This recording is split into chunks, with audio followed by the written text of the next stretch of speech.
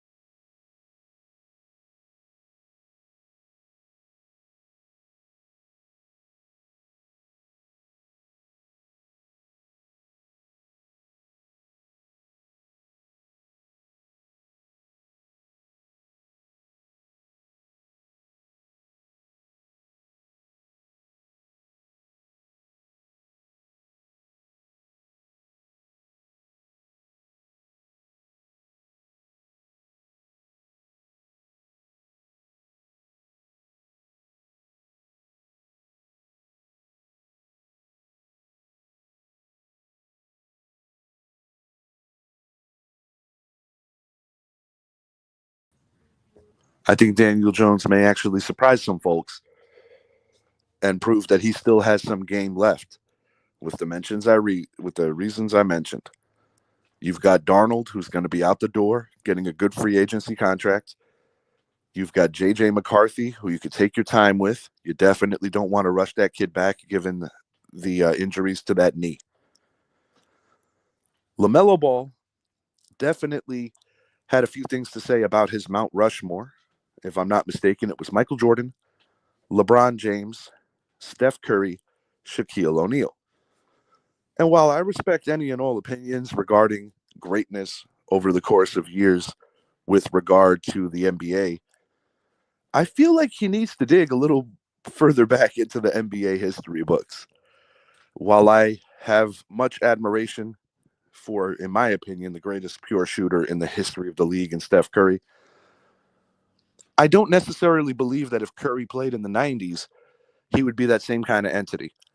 A player that reminds me, thank you so much. Coffee, so good. A player that reminds me of Steph Curry from the 90s is formerly Chris Jackson, Mahmoud Abdul Rauf, who was a phenomenal three-point shooter in that era. But when I think about Curry's game inside, I don't think he would be able to get the amount of points and be a good finisher around the rack. Shaquille O'Neal could never really argue anyone putting them in their Mount Rushmore. However, Kareem Abdul-Jabbar was the NBA points leader for roughly about 40 years, a six-time world champion. So I do kind of laugh when somebody wants to put any center above Kareem Abdul-Jabbar. MJ is a no-brainer.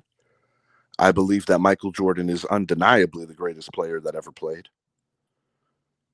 LeBron James, hey, he's got the numbers to back that case.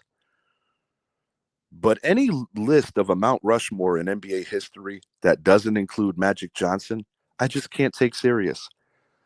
Magic was one half of the duo that saved the NBA in the 80s, of course, the other being the great Larry Bird.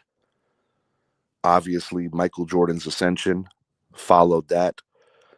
And during that time, you also got to give some love to Isaiah Thomas, the controversial figure. A lot of people don't like Zeke. Michael Jordan certainly didn't like him. Michael Jordan's the reason he didn't play on the Dream Team. But those three programs in the 80s, the Pistons, the Celtics, and the Lakers, were a huge driving force in what opened the floodgates for Michael Jordan to take that league to a completely different place. But what I didn't like about LaMelo's comments were when he spoke about how many shots Kobe Bryant missed, things of that nature. While there is some fact value to it, sometimes I think that people overlook the greatness of what Kobe Bryant was. Because I've said this in the past that if you put like a head on a head and just switch them up, it would be hard to tell the difference between Michael Jordan and Kobe Bryant. While I think MJ is the GOAT, in terms of skill set, Kobe and him share such a similar skill set. And nobody could imitate Michael Jordan's moves to such an efficient ratio as the late Kobe Bryant. But, you know, something I definitely want to talk about in more detail on a future show in terms of ranking the greats of the greats, because I think there's a lot of variables. You know, a guy like Bill Russell left the game with 11 rings. Jerry West was a phenomenal shooting guard. You know, when the centers ruled the league, you had some of the greatest in the 80s and 90s, or even before that, you know, the likes of who I already mentioned, Jabbar. You had Wilt Chamberlain, you know, just so many great big men. Moses Malone is another guy that I think gets overlooked in terms of how great they were. But in closing, I would say this. My top four all-time Mount Rushmore for the NBA would go like this. Michael Jordan, Magic Johnson, Wilt Chamberlain, and Kareem Abdul-Jabbar. And in no particular order, my next six would be LeBron James, Kobe Bryant, Shaquille O'Neal, Tim Duncan, Bill Russell. Can't leave that man out without all the rings. And It's subjective. I think Steph Curry just barely misses that list as well. And I think part of it has to be driven off of the era he played in and not necessarily a slight against him. But definitely a conversation that I want to have amongst my guys on a future show. Kansas City Chiefs, I feel that while they have mastered the one score victories and narrowly escaping a lot of games, I think today is the day where they put it all together and really distance themselves from the I almost said Los Angeles, Las Vegas Raiders and get a better than 13-point win. I think the spread on that is 13.5. I think the Chiefs are going to do it today. Um, Preview to come for the remainder of the week, announcements to come on that. And I cannot wait to see what John Mara does. He looked like the loneliest man in the world, just looking all kinds of miserable. Watching his team, the Giants have to look themselves in the mirror and really figure out what the heck they're going to do. I say it on every show. I'm going to continue to say it. Yankees, pen, paper, sign Juan Soto, please. Until next time, I am Richie. Enjoy today. I hope you guys had a phenomenal Thanksgiving day. I spent the majority of mine working, but shouts out to everybody. We made the best of it not being with our families. Take care, guys. Have a great day.